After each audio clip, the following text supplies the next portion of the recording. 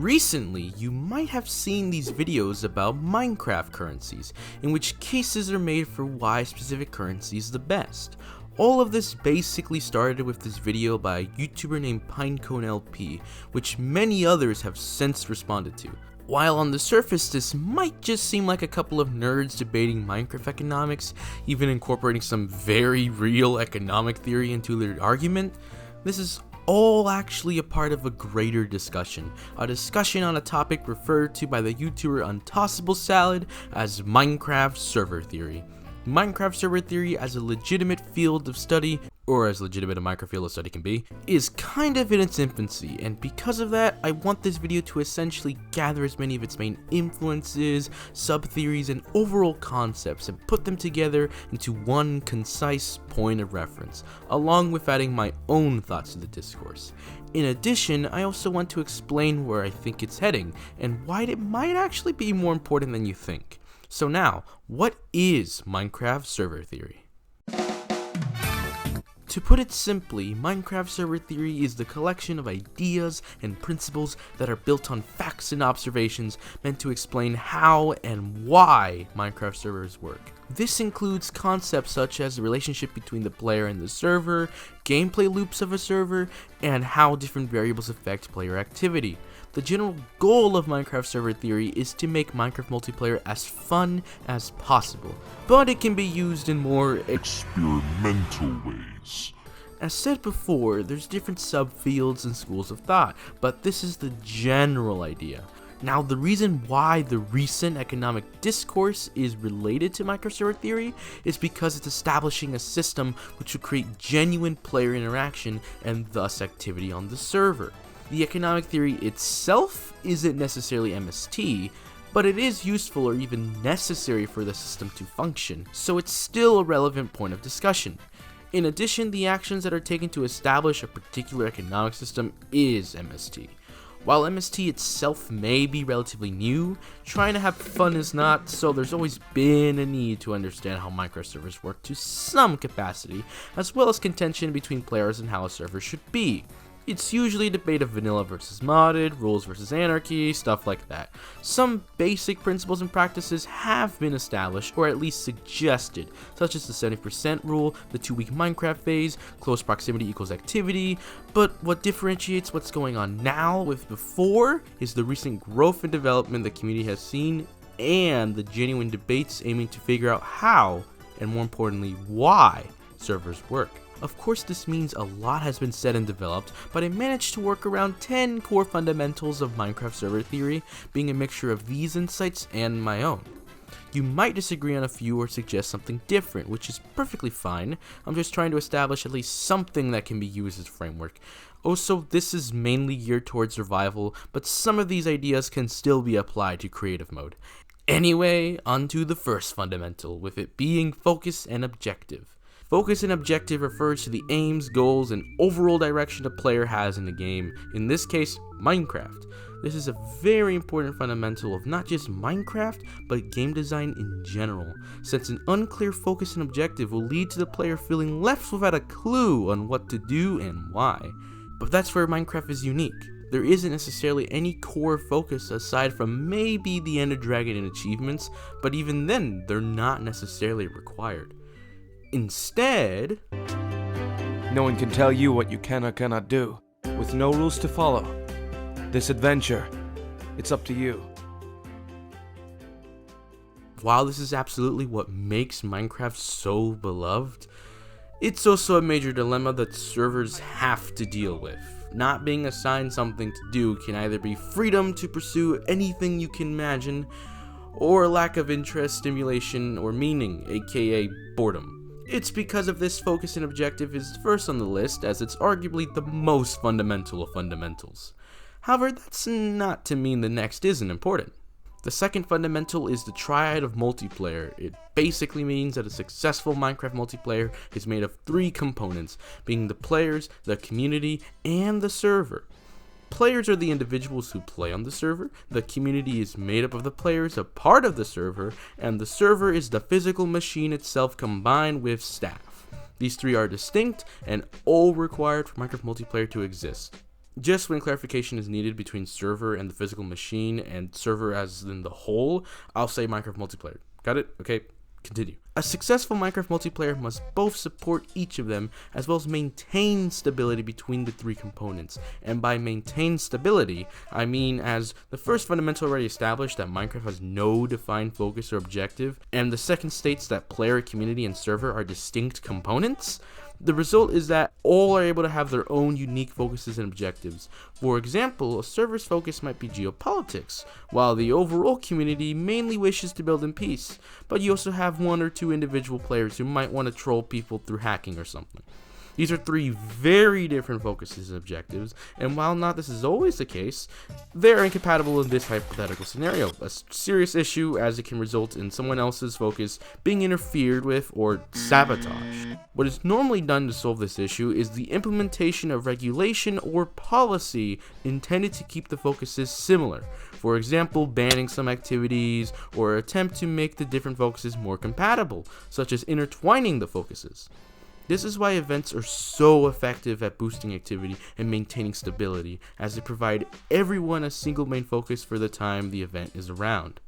Continuing with the concept of the Triad, the third fundamental delves specifically into the relationship between the player and the server, an idea established by UntossableSalad, according to which the player and the server have an obligate commensal relationship, which to put it simply means the server is dependent on the player for survival, while the player does not. The result of this is that players always have the ability to leave the servers freely, causing the server to always be in threat of death, meaning it is important for the server to keep players on. In theory, it is possible to establish an obligate mutual relationship, like if you could hypothetically hook up a player's physical body to the server where they needed to survive, and if the server ever dies or crashes, so would they.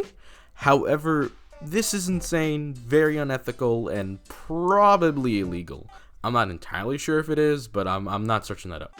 Anyway, on to something less disturbing. The fourth fundamental is similar to the last, but this time it's the player-to-player relationship. Unlike with player and server, this relationship is a facultative relationship. Did I pronounce that correctly? Or in other words, players benefit from one another, but don't need each other to survive. Also, when I say benefit from one another, this can be from working together, or just simply others simply existing, as players interacting with other players is generally good for activity.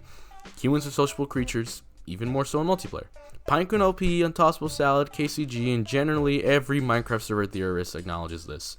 Because of this, servers will usually focus heavily on promoting interaction between players, be it natural and unnatural, with both methods having their supporters and critics. The economic debates, as we discussed earlier, are an attempt at establishing natural interaction, which is why adoption of the currency is extremely important, as players must naturally choose to participate in it.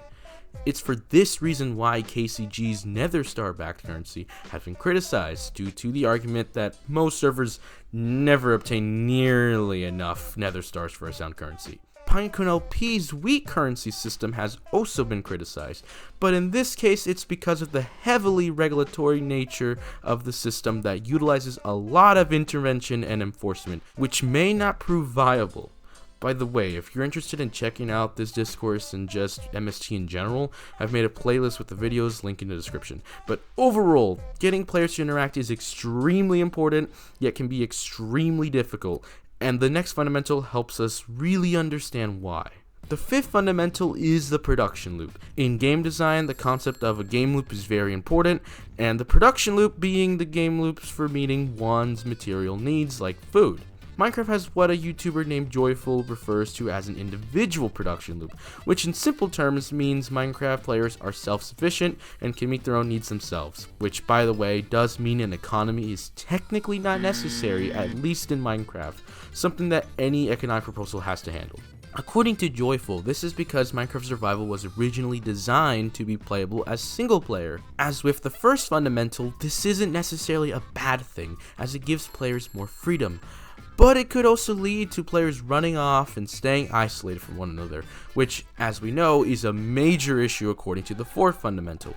Joyful does propose a solution, which would be to establish a social production loop, or a production loop where players are required to cooperate in order to survive. This would be done through modifying game mechanics to be overall too difficult to survive alone. While the original intention of Joyful's theories and the production loop concept was to tackle civilization events where natural cooperation is desired for a simulation of society, these concepts are still very useful for general MST. It gives us a better understanding of a core gameplay loop which affects the relationship between players, and it helps us understand how game mechanic changes could affect the relationship and one's experience overall. Also, hypothetically, if you took that player to server hookup idea and then implemented the social production loop, you would both solve the issue of players leaving the server and would solve the issue of natural interaction, making this hypothetical server technically the best Minecraft multiplayer ever. But like at this point, you're not playing a game anymore, you just replace real life with Minecraft.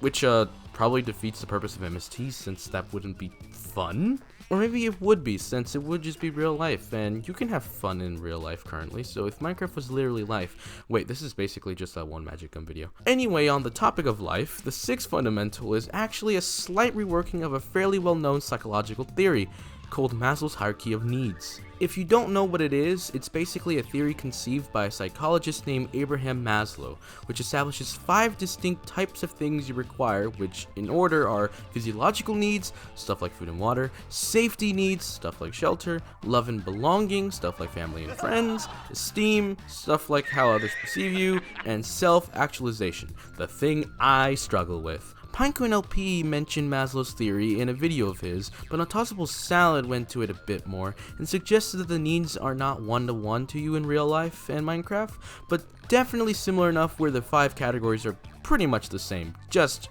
in Minecraft. The reason why this is useful is relatively straightforward. Player psychology, understanding how players attempting to meet their needs translates in gameplay, and how the server could influence it in gameplay through actions that affect the needs. For example, the social production loop, as we talked about earlier, would drastically change how players approach their physiological needs, thus changing their experience. Along with a player's hierarchy of needs, servers have needs as well, which are described by the 7th fundamental, the server's hierarchy of needs, which, yeah, the name needs work. This comes from UntossableSalad's video, in which they presented the concept and identified the first 2 needs as physiological, but in this case stuff like hardware and electricity, and population, aka the players of the server.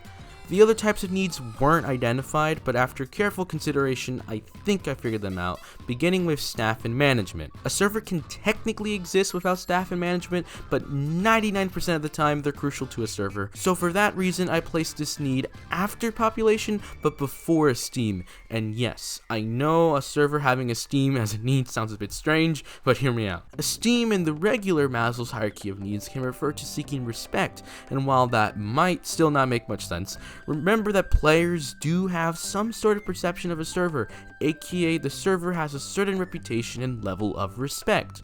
And so since staff usually does exist, they can absolutely have that esteem need just like you normally would. And like, think about it, if a server or a staff does not have respect, people will not play on the server, which results in a lack of its population need, and ultimately the server would die. So that's why esteem is a need. Finally, there is identity, which I think is pretty straightforward. If the server lacks an identity, it will not have a clear focus or objective, thus players may not find the experience unique, and ultimately might decide to play somewhere else, and there you have it, the server dies. The server's hierarchy of needs is definitely one of the more odd concepts, but is nonetheless a very important fundamental to keep in mind, as it helps us better understand the relationship between identity, reputation, and management. Topics that I feel are especially contentious when discussing Minecraft servers. It's quite useful to have something to reference for analysis. Which leads me to the 8th fundamental, being Minecraft player types. Oh, talk about contention. Due to a lot of the previous fundamentals, especially the first, there are many kinds of Minecraft players. Not necessarily a revolutionary concept, but still important. How players play, act, interact, etc.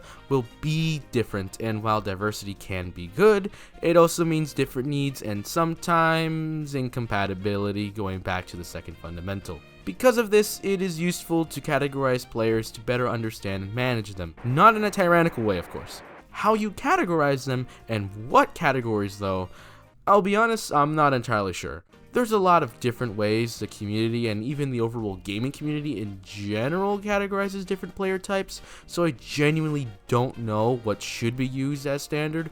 That being said, I believe that whatever is used should consider that 1, players aren't just this or that, instead it's a lot more nuanced.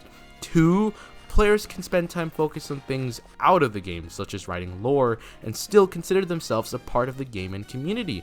And 3, do not, and I repeat, do not place some types as better than others. For example, I've seen and met quite a few people who would argue builders are playing the game as intended or are the definitive Minecraft players. This is just not true. There is no right way to play Minecraft, so there is no best player type. If there was, then Minecraft wouldn't be Minecraft. I know some of you might think I'm being a bit over dramatic, but it just all goes back to the first few fundamentals, where balance, or at least a minimization of incompatibility between different focuses and objectives, is extremely important. And well, the idea of a definitive way to play will only make matters worse. Continuing though, I might establish some set categories and systems to determine who is which, possibly even develop a test that people could take, but all of this would be for another time. Leave a comment if you would be interested. Now, the ninth fundamental is scaling, which basically refers to the size of a server's population. How many players a server has will drastically affect the community, operation, etc. For example, a small server of around 10 players can usually get away with being a lot simpler in operation, and due to how small the community is, everyone is familiar with each other and has a lot more individual influence on the community.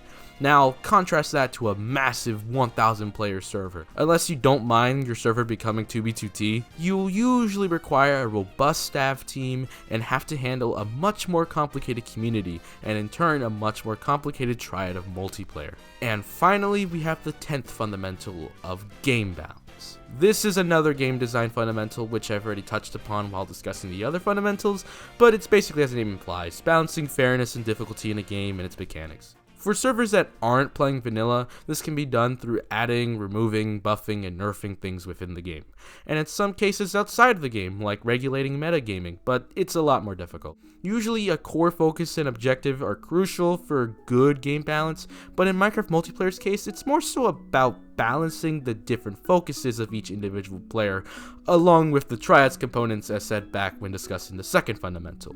Of course, this makes achieving balance a lot more difficult, but hey, that's the beauty of Minecraft, which technically there is the option of forcing everyone into a singular focus, but we're talking base game. Once again, these fundamentals might not be perfect, and I absolutely welcome criticism, but overall, I think that it's a pretty solid starting point. Also, even though these fundamentals do cover the general ideas of Minecraft server theory, there's still a lot of topics and concepts that I haven't touched upon. For example, Salad's question, the Mento cycle, the varying structures of server leadership, and even my own theories, such as the social act theory, just to name a few. But of course, I just want to stay with what I believe are the fundamentals with this video. So now, where is Minecraft server theory heading?